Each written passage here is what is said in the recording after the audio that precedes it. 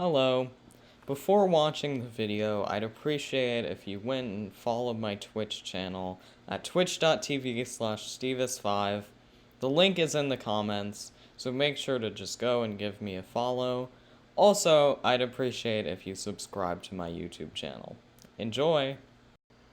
So in game 3, I had the white pieces again, and I played d4. Now, if you remember, in game 1, my opponent played d5 with black. In game 3, my opponent decided to mix it up and play f5, the Dutch defense. And here I play the move knight c3. This is a line that I like to play. White can also play knight f3. That's a slightly more common move, but I play knight c3 here. My opponent responds with knight f6, and here I go bishop g5. And the idea of this is basically to capture this knight in a lot of cases, because what black wants to do in the Dutch is often to transpose to a stone wall, where they get in d5, and this knight gets to stay on this very nice square on e4. So that's one idea of this move, and so my opponent plays the move e6. Now I don't take the knight right away, I play the move e4. And e4 strikes in the center. It has an idea of playing e5 and taking advantage of the pin, and if my opponent takes, I can simply take back. This knight's pinned, so they can't take twice because they lose their queen. So in the game, my opponent took, and after captures, they played the move bishop e7. And here, as I said, this knight can be a powerful piece, and so I just take with the bishop, keeping my strong knight. And now I am giving my opponent the bishop pair, but my pieces are well placed, and I can go for knight f3, bishop d3, just simple development here. Additionally, my knight's attacking my opponent's bishop, so I always have the option to trade it off if necessary. So, knight c6. Now, if I play bishop d3, I lose the pawn on d4, so I played c3 first, just to defend. My opponent played b6 here, just to develop their bishop. I played queen c2, bishop b7, bishop d3, just developing, queen e7, and now I have the option to castle queenside or to castle kingside. And here I decided that I would leave my king in the center, and kind of make that decision based on where my opponent castled. Because my pieces are well placed, my bishop is aiming down at the king, so if my opponent castles kingside, I might want to consider castling queenside and to really attack them. But if they castle queenside like they did in the game, I might want to castle kingside and try to go for a pawn storm on the queenside. So I played the move a4, my opponent castles queenside, and at this point I decided, well, I'm probably going to castle kingside now, because my opponent's king is open, and the move that I just played, a4, really gears up to create an attack on the queenside. So here, instead of castling right away, I just played a5. Just giving up a pawn, but really opening the floodgates to my opponent's king. So my opponent takes with the knight, and here I consider doing multiple things. I could have sacked the exchange for one, but I decided to just go for b4, attacking the knight. They have to go back, and now I have more control over the a file. I can play, for example, queen a4 and bishop a6, and really try to attack their king. So first I just castled, got my king out of the center, and here they play the move d5, attacking my knight. And the most natural move, probably the move I should have played, was taking the bishop, just because it's an even trade. They can take back with the pawn, which opens up the g file and supports the e5 pawn break, But I can also stop that, and if I just put a rook on the e-file, this e6 pawn is kind of a problem for them. Although, if I didn't want to give them those advantages in playing knight takes f6, I can also just move the knight. In the game, I played the move knight c5, sacrificing a piece. And, you know, maybe this was a little maybe trigger happy, a little extreme, kind of a wild move. But I saw the attacking potential of this move because after takes, I have this open b-file, my opponent's king is open, and also, I'm playing against a Grandmaster, so if I'm gonna beat them, I want to beat them in the best way possible. So my opponent plays the move king d7, and they just want to get their king to safety, because all of my pieces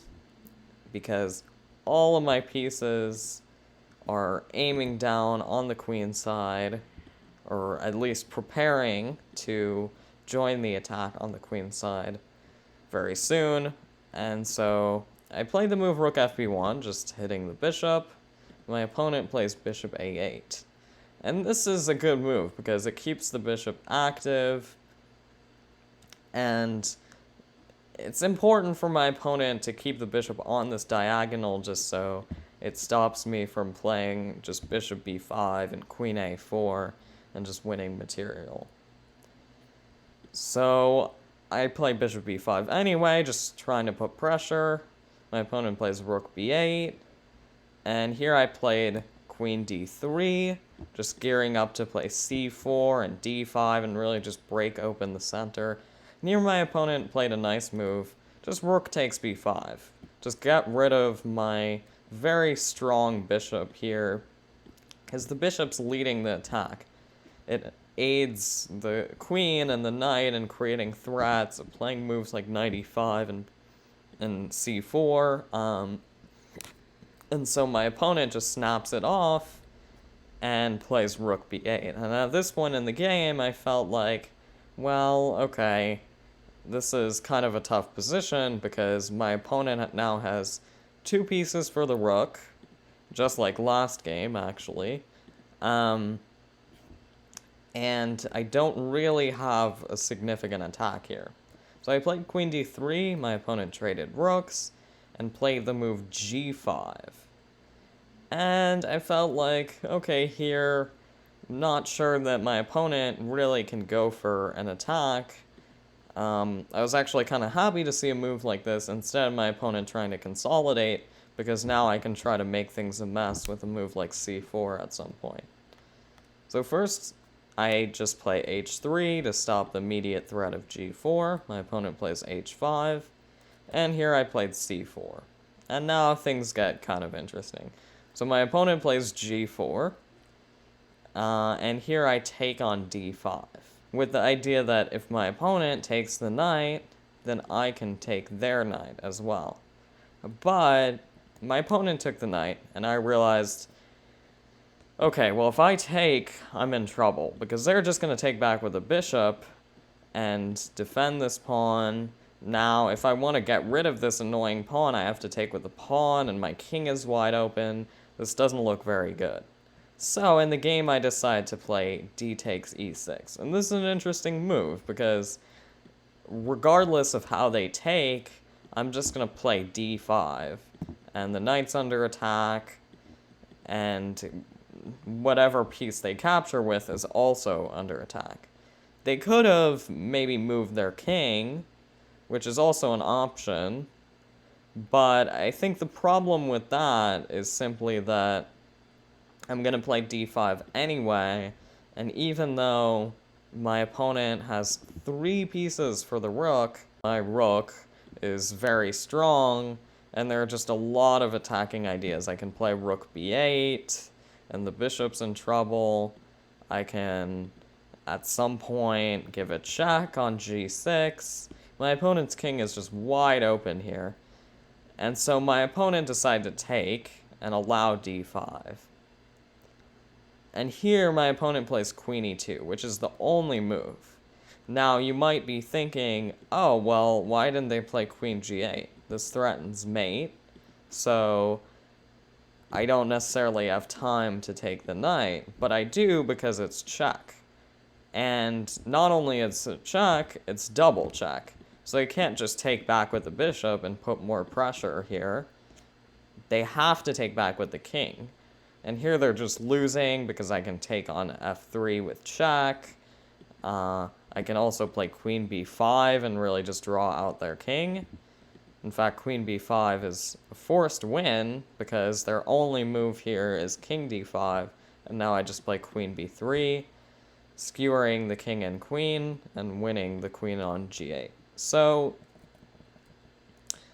in the game, my opponent plays the move queen e2, and the idea is to meet check with takes, and now I don't have the queen b5 move because my opponent defends with their queen. So in the game, I played queen f5 check to just avoid the queen trade and then take the knight.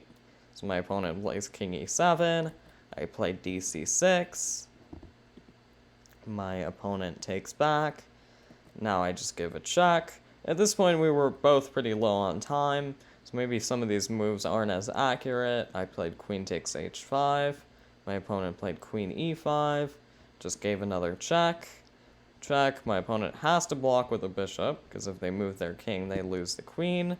So they do that, I give a check. Queen d8, and it was at this point in the game that my opponent lost on time. Very messy position. Hard to say what would have happened.